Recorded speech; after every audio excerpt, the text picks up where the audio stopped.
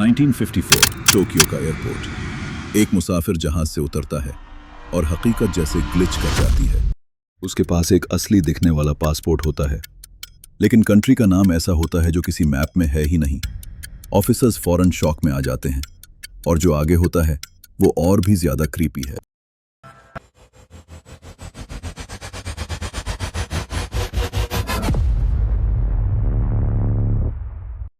जुलाई 1954 का गरम दिन। टोक्यो के हिनीडा एयरपोर्ट पर रोज की तरह रश था।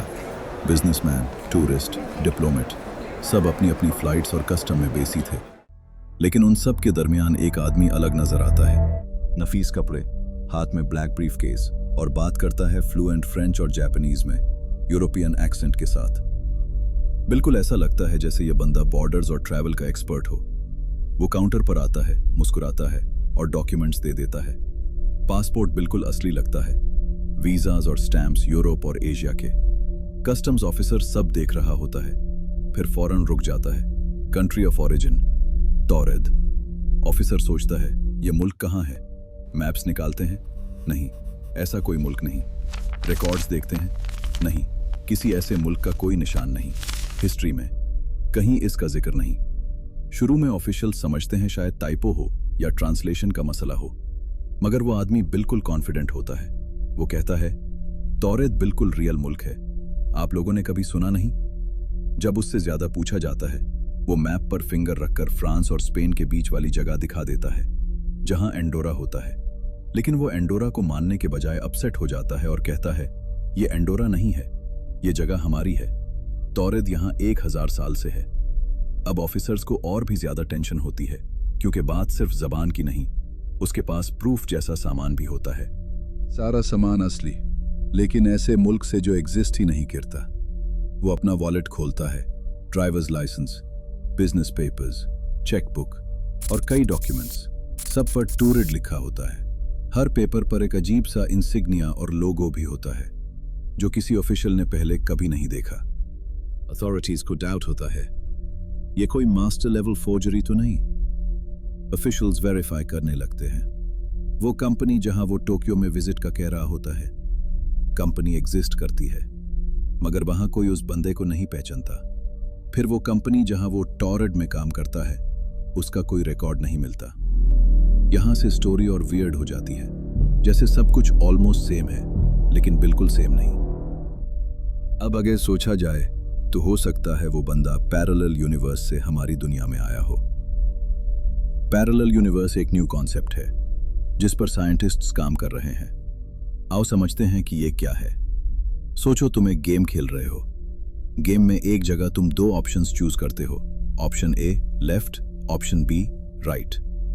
अब इमेजिन करो, एक वर्जन में तुम लेफ्ट गए, स्टोरी आगे अलग हो गई। दूसरे वर्जन में तुम राइट गए, स्टोरी बिल्कुल डिफरेंट हो गई। दोनों में तुम ही हो, लेकिन दोनों की दुनिया या स्टेजेस में चीजें डिफरेंट हैं। बस इसी को लोग पैरेलल यूनिवर्स कहते हैं। दूसरी दुनिया जहां हिस्ट्री और कंट्रीज के नाम थोड़े अलग हो सकते हैं, लेकिन याद रखो ये सिर्फ आइडिया हो सकता है, प्रूफ अलग चीज होती है। साइंस अभी तक पैरेलल यूनिवर्स को प्रूव नहीं कर सकी। अब वापस आते हैं अपनी असल कहानी की तरफ। वो कहानी जिसमें एक अजीब आदमी किसी ऐसे मुल्क का मुसाफिर है, जिसका पासपोर्ट और डॉक्यूमेंट्स ऐसे मुल्क के हैं जिसका दुनिया के नक्शे पर कोई नाम और निशान नहीं। अब यहां टोक्यो एयरपोर्ट अथॉरिटीज सोचते हैं कहीं यह बंदा कंफ्यूज्ड या बीमार तो नहीं। एक मेडिकल प्रोफेशनल ऑब्जर्व करता है। डॉक्टर कहता है बंदा सेन है, कोहेरेंट है, बात समझ रहा है। वो खुद भी परेशान है कि मेरे मुल्क का नाम आप लोगों को याद क्यों नहीं। अथॉरिटीज उसे किसी क्राइम में फौरन चार्ज नहीं कर सकती, लेकिन उसे ऐसे ही छोड़ देना भी रिस्की लगता है। इसलिए उसे एक सिक्योर होटल रूम में एक रात के लिए रखा जाता है, एयरपोर्ट के करीब। डोर पर गार्ड्स पहरे पर लगा दिए जाते हैं। हॉलवे में मॉनिटरिंग हो रही होती है। आदमी खामोशी से खाना खा लेता है, बिल्कुल पोलाइट रहता है और बस इतना कहता है कल सब क्लियर हो जाएगा। रात गुजर जाती है। गार्ड्स के मुताबिक न कोई आवाज आती है, न कोई भाग दौड़ होती है, न ही डोर हैंडल की कोई खड़खड़ाहट सुनाई देती है।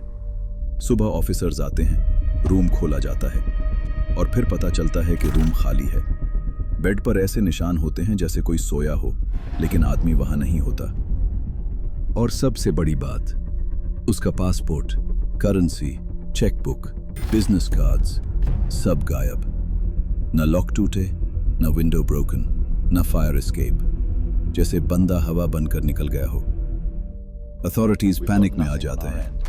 होटल स्कैन होता है, रोड ब्लॉक्स, स्टेशंस चेक, कहीं कोई ट्रेस नहीं। उस अजीब आदमी की दास्तान जो बिल्कुल गायब हो गया और अपना कोई नाम या निशान भी ना छोड़ा। कहानी के मुताबिक उस इंसान की डिटेल्स पब्लिक तक नहीं पहुंच सकी। अंदर ही अंदर मीटिंग्स होती हैं, फाइल्स कॉन्फिडेंशियल बन जाती हैं, और कुछ लोग कहते हैं अथॉरिटीज ने सोचा इसका जवाब किसी के पास नहीं, बेहतर है इसे दबा दो।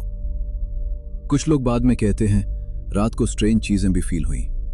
जिस होटल में वो ठहरा उसके हॉलवे में लाइट फ्लिकर, रेडियो में स्टैटिक और गार्ड्स को अजीब डिसोरिएंटेशन।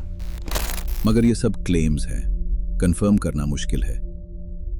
ये बात खुलती तब है जब कुछ सालों बाद कुछ लीक्ड डॉक्यूमेंट्स सामने आए। उनमें लिखा था कि इंसिडेंट रियल था और सब्जेक्ट स्टैंडर्ड फिजिकल पैरामीटर से बाहर चला गया। यानी सिंपल वर्ड्स में बंदा और उसका सामान जैसे रियलिटी से डिलीट हो गया। कुछ और क्लेम्स के मुताबिक साइंटिस्ट ने डायमेंशनल इंस्टेबिलिटी जैसी टर्म्स यूज की। मतलब कुछ लम्हों के लिए दो रियलिटीज के बीच एक छोटा सा क्रैक आ गया। इस कहानी को सुनकर लोग दो तरफ चले जाते हैं। कुछ लोग थियरी 1 को सपोर्ट करते हैं।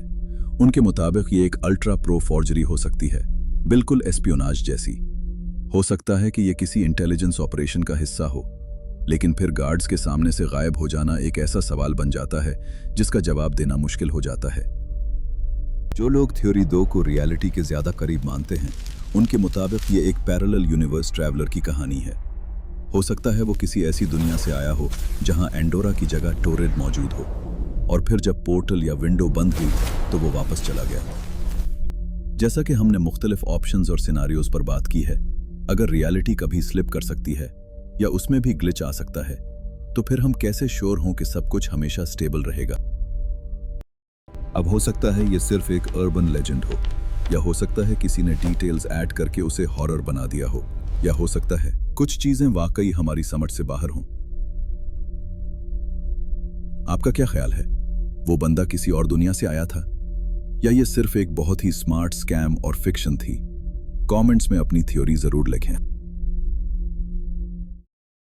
अगर आपको ये वीडियो पसंद आई हो तो चैनल को सब्सक्राइब करें और लाइक जरूर करें। ऐसी ही मजीद पुरस्रार और सोच में डालने वाली वीडियोस के लिए हीरानकों के साथ जुड़े रहें।